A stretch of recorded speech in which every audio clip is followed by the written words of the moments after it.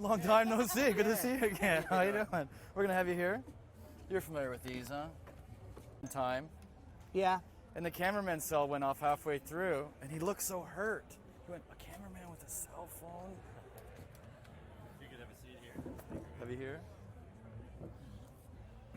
Nice band. I think Skin is a bit of a loose cannon. We all are. Skin. Yeah, but that's part of the game. so I saw where he was going. Then I moved it to the other guys. Yeah. Well, it's not a loose cannon. It's just that, you know, He likes to have fun. you don't have to be Dan Rather to be in a band. Is that not right? You don't have to be Dan Rather to do my job. No. But I mean, there's a certain amount of schmaltz and bullshit that goes with it, which is a little bit. It's an acquired gift, I guess. Gift is not quite the right word. Attribute. Well, I think all band members are like that, though. Well, I'm a band member. Yeah. That's one of the things we talked about is the fact that it's not Robert Plant out on tour. It's not a Robert Plant record. It's Robert Plant and the Strange Sensation. And the band is just as important as you are for this record, it seems. Well, without their musical viewpoints and the kind of focus that we've got, there would be no point in me doing this. I'd be doing a duet with Alison Krauss. It's already on the cards. It's just a matter of time. But this is really shit hot. It's really, it's so inspired. It's great. It's also allowed me, because of the construction and the real commitment to the music, it's helped me to get through the lyrics and to a part of myself to get it out. To draw some of the more finite and focused bits of lyric that I've written in my life ever.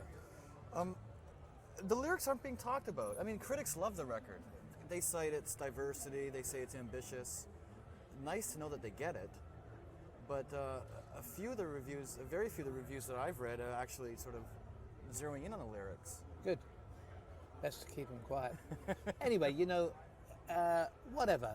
The combination, the chemistry, it's a very well used and hackneyed term, but there's no chemical imbalance, but there's a lot of fire in what we do.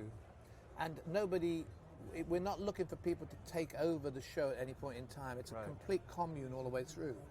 It's great, but it's very expressive, it's very musical. And I remember when I was a kid, it was all about prowess in music.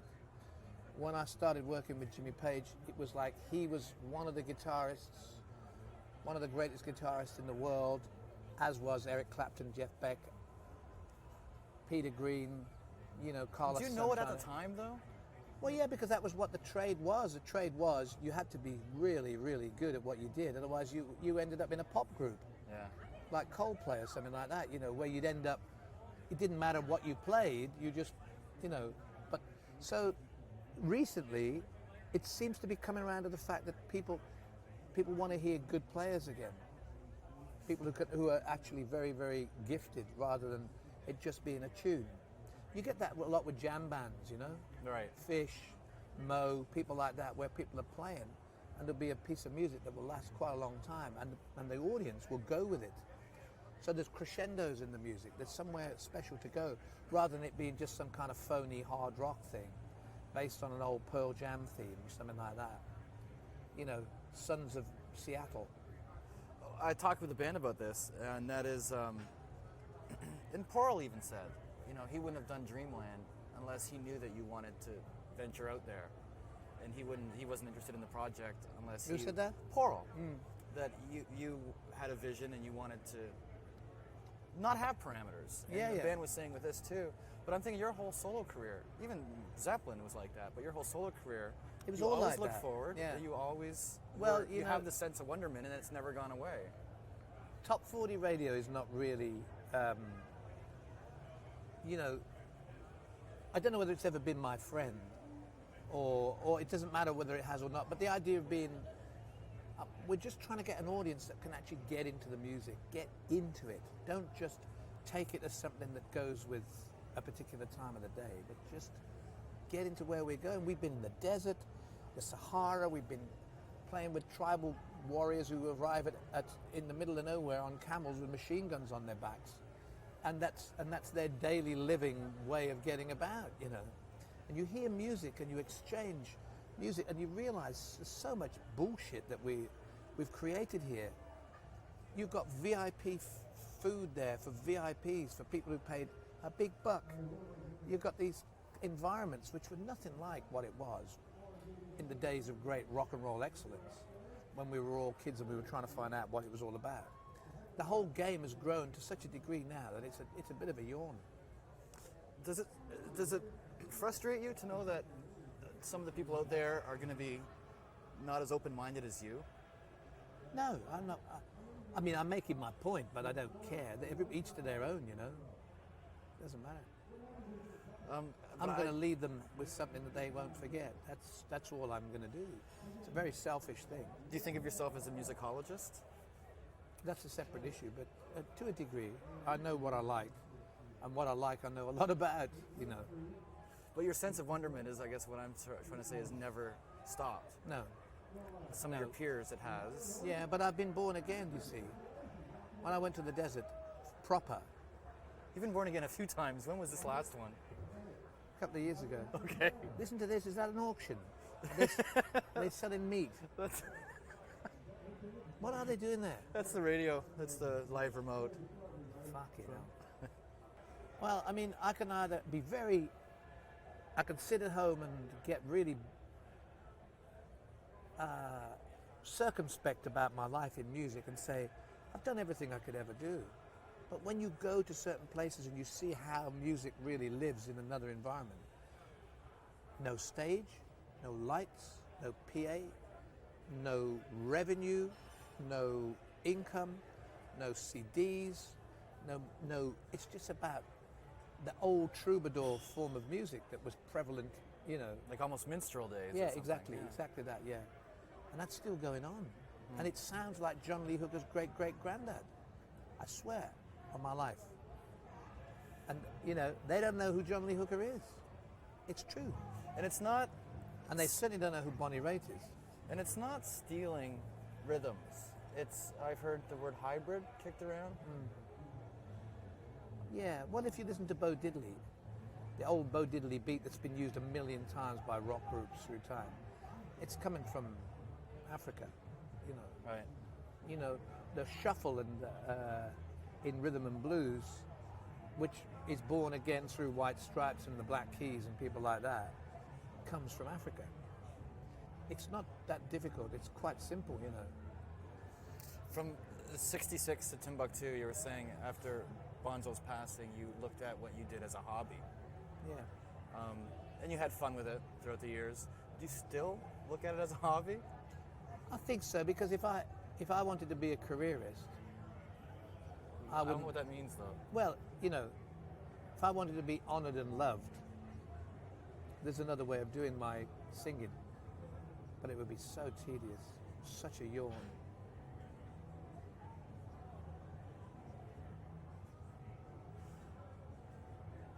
And so hobby makes it sound like it's fun. 90% of the time it is fun, you know. I mean, and I meet the most amazing people, never mind the desert. You know, I mean, it's very stimulating. And I was able to write constructively and well because of what I was seeing and doing. I couldn't be sedentary and think and feel the way I do. The two wouldn't be together. You explore that sort of headspace on Tin Pan Valley. Almost pretty daring to write some of your thoughts down on paper in that form. And Well, almost. I got nothing to lose, have I? Well, you know, I'm not going to go to dinner with Rod Stewart next week, although I used to play soccer with him, you know. There's no need to worry about anything. I have a viewpoint. At least I can write my own words, you know. So I don't have any problem with anything that I'm saying. Of course I don't. I'm overjoyed at the fact I've got something to say, you know. You talked about having, being proud of your work at 20, but having way more perspective now. Oh, without a doubt, yeah. But some would point at you at 20 and say that guy had way more perspective than the average 20-year-old would, though. I was just very fortunate. You know, I was just very lucky because Terry Reid could have had the job, and if he'd have had the job, every time I see him now, he says, "It suited you better than me." And I said, "Well, you can have it now." You know. But I mean, I don't know. I was just trying to keep my head above water in those days. I was with the three most dramatic and dynamic musicians on the scene, Bonham, Jones, and Page. And I really didn't have a lot of room to move. I just had verses and lines of songs to fit in between this musical deluge. It's quite a thing to do. When people talk about the majesty of Zeppelin, the same word keeps coming up. That's chemistry. That was it was there. And you're right. You take away one piece, and it's who knows what it's going to be. Well, who knows what it wasn't? It's gone. You sometimes refer to those days, not going to dwell on those days, but you sometimes refer to those days, I think recently you said, the past is now fading into where it should be, out of the picture. Well, a lot of people can't remember what happened 35 years ago, you know? It's a long time ago. A lot of these people know what they No, they know doing. what they know because they may have visited that music several times over the years. But to me, it worked when it worked. It just had its lifespan. You know, in that format, in that kind of what's the word? Not projection. The way it was presented in those days was okay, but it's gone somewhere else now. That's what I like about going to see Dylan. You know, you don't know how he's going to perform his songs. You don't know how they're going to come out. You just know that they're big when they come. Never to be underestimated, that guy. Dylan? Yeah, not to be ever to be underestimated. Just gonna wait till this plane to. Can you hear that? Oh, that's good. With every solo record that you had, of course you're proud of that project. Whenever it was with Pictures at 11, or pick one. It's not until years later you look back and sort of cite some of them as stumbling around or. But it all is. I mean, I'm not trying to be ridiculous, but it's true. It's all about, oh, I think that's good. And then years later you might go, oh, I mean, I hate Living, Loving, Made, There's things in Zepp that I go, God, that's so naive. But I was 20. My contribution was that of a 20-year-old learning to walk, really. But you understand the magic that it has for a lot of people. Yeah, but Not it's to not. deny them that. That's right. No, I'm not denying it at all. But there are some moments that are really, really still alive for me, and some that aren't. In everything that I've done. Except for the current record, which is still, it seems to be more committed and more focused and there's more of an even contribution from everybody than there has been for anything else for many, many years. So 10 years from now, you're not going to be saying, well, this was a bit spotty. I don't think I can actually, there's too much individual excellence on this. It's not about trying to be in the charts or selling a lot of records, it's just about people getting together and making music that harkens to something bigger than just a commercial success. Sure. Are they new? No. No. Do you want one of these? Well, I'm good. Thank you, though. Chewing gum? I have some, thanks. Oh, it's Altoids gum. I've never had one. May I? Yeah. Thank you. Strong, but good. The DVD collection that came out a couple years ago, a lot of people look at it as a big celebration. And you were at the premiere. I think there was the ones in New York you went to. I think one in London. I'm not sure about. Did you see it as a celebration? Yeah. Yeah. As a perspective more than a celebration, really. A bit of both, but definitely a perspective, because unfortunately, because we never really, in Led Zepp, we never saw ourselves as being as the need to chronicle what we did.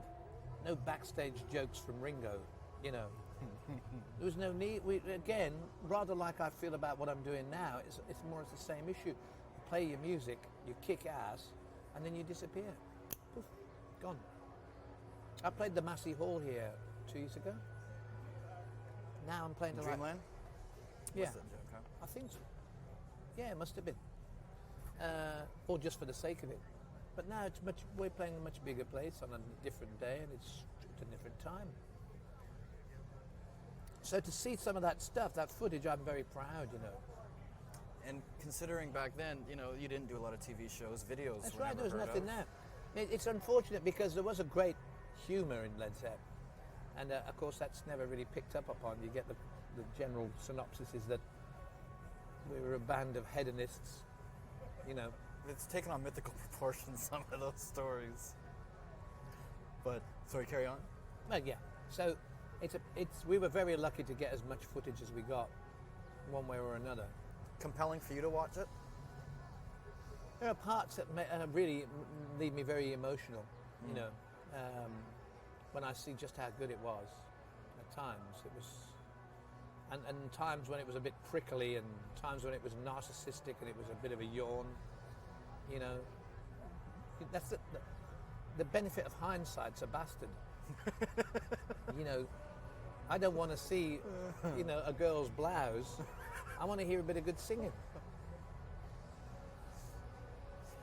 It was a difficult band to sing in because it was so. The motion of the group was so powerful. It was very difficult for me to glue bits of vocal performance in the middle of all that, because it was really like a steam train. Powerful is a good word, though, that would come up throughout, Yeah. throughout everything you've done. And not sense of drama, which implies something sort of dramatic, but big would be a good word, I think. Big is a word I've relied on, yeah. Mostly Big Ed, actually. Page said about the DVD, he was being asked about the reunion questions inevitably that pop up every couple of years. I'm not going to go there, but he said, it'll take the three of us to be in a room, all look each other in the eye and feel that vibe. Well, you were all in the same room numerous times at the premieres. No eye contact, or... I could look deep into his eyes, but I don't know what I was looking at, I was looking at a guy who got something else to do in 10 minutes, I guess. It's a very charming thing to say, and I wholeheartedly agree. Were you hurt by the word snub in February for the Lifetime Achievement? You were sent a videotape message at the Grammys. You were playing a benefit. A tsunami benefit. For the tsunami benefit. 2 nights, actually. And the headline the next day is Robert Plant snubs. The verb to snub, it must be Scandinavian. It's quite onomatopoeic, that word. No, I just figured that it was more important to work with Damon Albarn, Massive Attack, Portishead, The Coral, and my own guys, and help raise money to help people who'd just been virtually wiped off the planet, and go and have a 2 days of backslapping with all those same old questions from the same old hackneyed anchormen in the same old hackneyed media. So I got my award. The guy brought it down to South by Southwest and gave it to me there, and he's a very nice man, and he understood that. But the media being what it is, and do I have to wear a suit and a tie and stand there looking like a penguin? When the whole deal was that all the way through, our deal was that we kind of, in a way, tried to write our own story. And I have it written for us. The award itself, though, was... Is it? No? Lifetime achievement. It makes it sound like Yeah, you're not but here I mean, anymore. Yeah, exactly. You're How not many old active. people are there, Give it to Link Ray. Dick Dale and the Deltones. Let's get real about this. What about Rocky Erickson, 13th floor elevators? Let's just remember where music came from, apart from the obvious. James Taylor, Led Zeppelin, Aerosmith next. Ugh, so obvious. So you name drop. That's why I asked you if you consider yourself a musicologist, just because you know where it came from, way more than most people. And Well, I'm obsessed with music. It's no sin, I just love it. If I didn't like it, I wouldn't be here, would I really? I'd be playing tennis somewhere and lying about my age. Are you surprised That I had an you're erection still all the way here? through it. No, that you're still here. Well, I don't know whether I am here. You might be somewhere else. Yeah, who knows where I am? I know where I want to be. I want to be in about 2 or 3 places at the same time. then I might calm down a bit. Okay. Thank you. Thank you very much. Cool. I think someone wants a photo. Carrie, photo? Let's do it in the tent, otherwise Sure. we're going to end up with loads of people.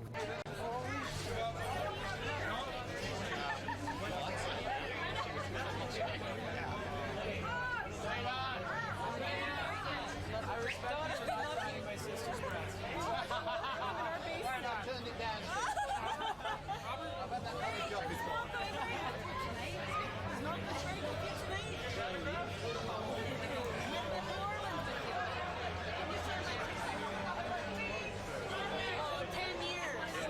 Your belly dancer, your drummer with the Egyptian band was having a birthday party. Oh, okay.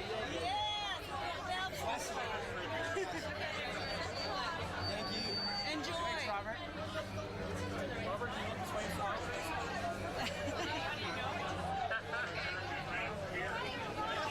I had my sister's picture with you, but I forgot it. I was photographed with your sister. You were. Cheers, You mate. absolutely were. Good show.